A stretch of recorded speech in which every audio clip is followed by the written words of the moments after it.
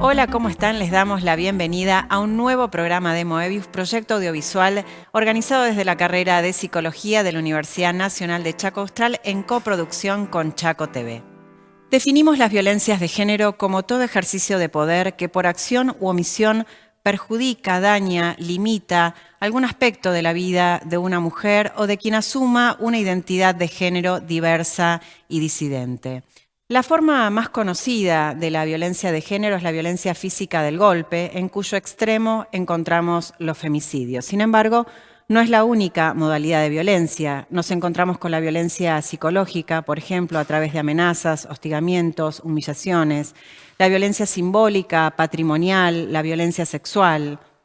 Se trata de un fenómeno complejo, transversal, que intersecta con otras violencias de clase, de etnia, de edad. Requiere que podamos ver múltiples dimensiones y que podamos revisar los sentidos sociales que producen y reproducen estas violencias en nuestras familias, en nuestros trabajos, en las escuelas, en nuestros lugares de ocio.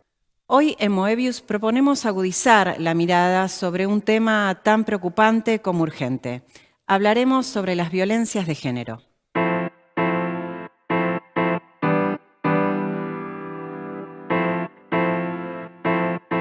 Profundizando sobre la problemática de violencia de género, entrevistamos a Magdalena López. Ella es doctora en Ciencias Políticas, investigadora CONICET, docente de la Universidad de Buenos Aires y de nuestra carrera de Psicología en la Universidad Nacional de Chaco Austral. Con ella conversamos sobre distintos temas, entre ellos los debates actuales en torno a la desigualdad y discriminación de género. Veamos qué nos decía Magdalena López. Magdalena, bienvenida a nuestro programa de Moebius. Comienzo por preguntarte cuáles son los debates actuales en torno a la desigualdad y la discriminación de género. Bueno, actualmente, después de haber conquistado el derecho al aborto legal, seguro y gratuito, los debates están yendo más hacia la interseccionalidad, es decir, la combinación entre distintos factores de vulnerabilidad en las mujeres, en las disidencias, en las personas pobres, en las personas racializadas, en las personas excluidas económicamente.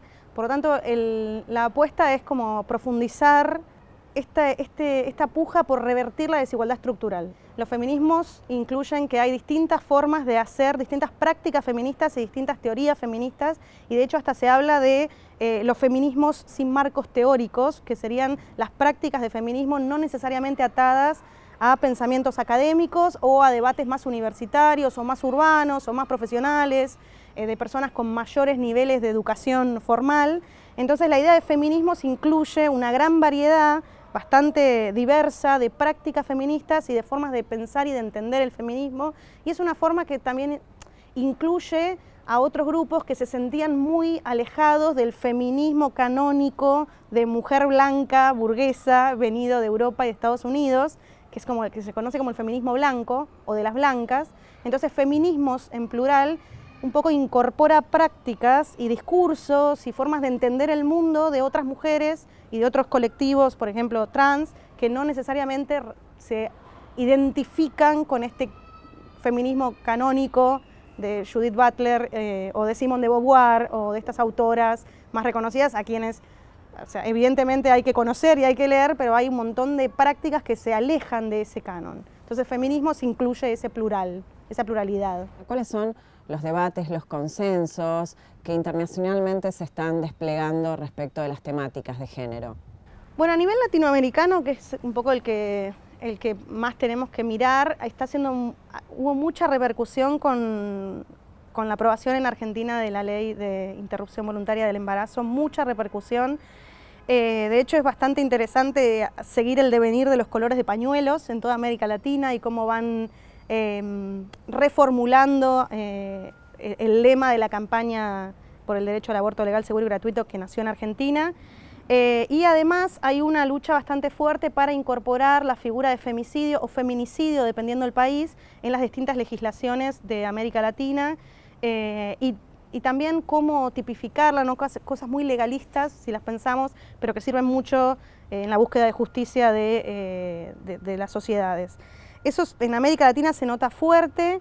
También hay una pelea que tiene más que ver con una disputa electoral, que es por la paridad, que a veces nos olvidamos, como que las peleas se dan al mismo tiempo dentro del Estado, fuera del Estado, en la sociedad, en las organizaciones sociales. Y hay varios países luchando por una mejor o mayor representación política de las mujeres, y me refiero no solo en congresos, en cargos políticos, sino también en sindicales o en cargos que tengan que ver con ejercicios empresariales, ¿no? Este tipo de debates también se está dando muy fuerte en América Latina, que es una región con altísima desigualdad entre varones y mujeres. Y después, si pensamos más en Europa, vamos a pensar justamente en Estados Unidos, que en varios estados de Estados Unidos las mujeres y la diversidad han conquistado muchos derechos. La lucha está por mantenerlos, justamente por lo que comentaba previamente de la avanzada conservadora, que trata de desarticular lo que conquistamos y disminuirlo a lo mínimo posible para volver a una situación previa donde regía otro orden legal que era en beneficio a esos grupos. Los feminismos visibilizaron que la violencia de género no es un hecho focalizado, que son locos con cuchillos dando vueltas por ahí, sino que forma la violencia de género parte del entramado social, cultural. ¿Qué significa que operan estructuralmente en la sociedad las violencias de género? Bueno, significa que estamos educados y educades desde básicamente la primerísima infancia en practicar la desigualdad como una forma de relacionamiento con otras personas, básicamente. Se construyen consensos en torno a que hay una parte de la sociedad que va a ser digamos, privilegiada, hegemónica, que casi, entre comillas, naturalmente tiene mayor poder porque tiene un conjunto dotado de cualidades superiores, que son la inteligencia, la racionalidad, lo no emotivo, la dureza, la frialdad, el trabajo duro, el pensamiento profundo, y otro conjunto de la sociedad, que pueden ser mujeres o actores feminizados, es decir, actores a quienes se les equipara en su rol de género con las mujeres, van a ser sensibles, cuidadoras, reproductoras del orden doméstico, nacen con un kit de limpieza pegadito al cuerpo, ese tipo de elementos que se constituyen desde la temprana edad, por lo cual al varón cuando es niño le regalamos una pelota y a la niña le regalamos un kit de barrer o de planchar o un bebote para que juegue a que es mamá, ¿no?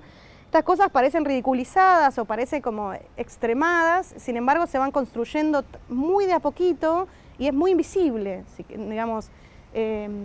Pensar que la violencia es estructural es pensar que el varón que mata a la mujer, a su compañera, a su novia, a su esposa, a su amante, no lo hace porque es un loco ni porque tuvo, como se decía antes, un momento de violencia de celos o de violencia doméstica, sino porque ha vivido toda una vida construyéndose como superior a esa otra persona, a la que si no responde a sus intereses tal como él espera, puede someter físicamente. Sí, evidentemente matar es la última fase, quizás es la más visible, pero en el medio hay un conjunto muy grande de otras violencias que no son, a veces es ningunear la opinión de una compañera de trabajo o estar frente a un docente varón o una profesora, una maestra y un maestro o un profesor y creer que tiene más validez la opinión de ese profesor varón que la de la mujer o esperar que si hay 5 personas en una mesa, la que sirva el café sea una mujer y nunca un varón. Digo, son construcciones muy pequeñas que hacen a un entramado de sentidos que dan a una parte de la sociedad un conjunto de privilegios y a otra la falta de un conjunto de derechos. Esa sería la forma de entender esa estructura violenta que no es la del loco suelto, ¿no? Siempre insistimos con las compañeras feministas que la mayoría de los femicidios no los hace un loco suelto en la calle que te cruzás de golpe y te mata. Ha habido casos, pero no es lo más normal. Lo más normal es alguien muy cercano, incluso familiar de primer grado, en tu propia casa, ¿no? Entonces, evidentemente, la construcción es mucho más invisible porque nadie espera que esa persona que trabaja, que es simpático, que es buen vecino, que tiene amigos, que es hasta buen abuelo, termina un día asesinando a su esposa con la que estaba casado hace 20 años. ¿No? Evidentemente es mucho más invisible y eso le da mucha más fuerza y mucha menos capacidad de preverlo si no hacemos un cambio estructural. Por eso la solución es estructural, si no sería muy fácil. Vos identificás al loco, al demente, lo quitás del área de peligro y no mata a nadie. Sería hasta, ya lo hubiéramos solucionado si fuera tan fácil. Para finalizar, ¿cuáles te parecen que son los desafíos actuales a la hora de diseñar las políticas públicas y de encarar las políticas públicas respecto de las violencias de género? Bueno, el problema de las políticas públicas justamente es que como la violencia de género se da muchas veces en ámbitos privados o hábitos muy de intimidad, es muy difícil que el Estado llegue a esos espacios antes de la irrupción de la tragedia. Siempre llega militarizado o policialmente cuando ya irrumpió la tragedia, la que sea, violencia de algún tipo, digamos, no necesariamente la muerte, que es la peor de todas. Cuando irrumpe el Estado llega con un acta policial, y entonces llega como a un área muy íntima que muchas veces queda asignado a que la mujer se anime, o la mujer o los cuerpos feminizados, se animen a denunciar a alguien que es muy cercano, ¿no? Entonces yo creo que el desafío real es que logremos cambiar la óptica y dejar de producir socialmente varones violentos, más que asistir a la mujer en cómo resistir o sobrevivir la violencia. Por eso creo que el cambio es estructural y es muy difícil porque hay que cambiar la educación de todas las personas que van a una escuela, la forma de socialización primitiva en la casa, la forma de socialización con tu familia, con tu mamá y tu papá. ¿Por qué corres a tu mamá por el permiso y el cuidado y a tu papá para que te provea la plata para salir a bailar un fin de semana, por ejemplo? Hay que cambiar la estructura de la familia. Entonces son cambios muy, muy radicales que estimo, al menos desde mi incipiente conocimiento, que solo se logran con un cambio en la educación general. Nosotros nos focalizamos en cómo asistir a las víctimas, de hecho hay programas que se llama asistencia a la víctima, pero seguimos produciendo en un sistema patriarcal de pensamiento varones violentos, mujeres que tienen hijas e hijos, educan a sus hijas sobre cómo no exponerse a peligros y rara vez educan a sus hijos sobre cómo no ser el peligro. Y los varones para esas mujeres son el peligro en situaciones de relacionamiento. Por lo tanto hay que cambiar la óptica. Y en eso, lamentablemente, porque en las mujeres recae la mayor cantidad de horas de cuidado, vamos a tener que nosotras empezar una vez más a hacernos cargo, mujeres y personas feminizadas, hacernos cargo de hacer ese cambio en la crianza para ver si podemos alterar ese orden. Y después de ahí que el Estado también provea asistencia a las víctimas cuando ya llegamos tarde a prevenir que no haya víctimas y que además provea espacios de cuidado, espacios de formación. Y a mí me interesa mucho cuando Rita Segato nos manda a hablar con los violadores, por ejemplo, y nos dice, bueno, estamos trabajando en que las mujeres no sean abusadas. Bueno, ¿y qué piensan los violadores? ¿Cómo modificamos esta estructura de pensamiento? De alguna forma vamos a tener que hacerlo porque si no esta gente no se puede incluir nunca más dentro de nuestra sociedad. ¿Cómo hacemos con estos varones a quienes no pudimos evitar que delincan en género, que hagan algo violento en género? ¿Cómo los recuperamos? ¿Se puede, no? Bueno, ese es un debate que me parece que hay que dar. Magdalena, muchas gracias por estar junto a nosotros en Moebius. Gracias a vos.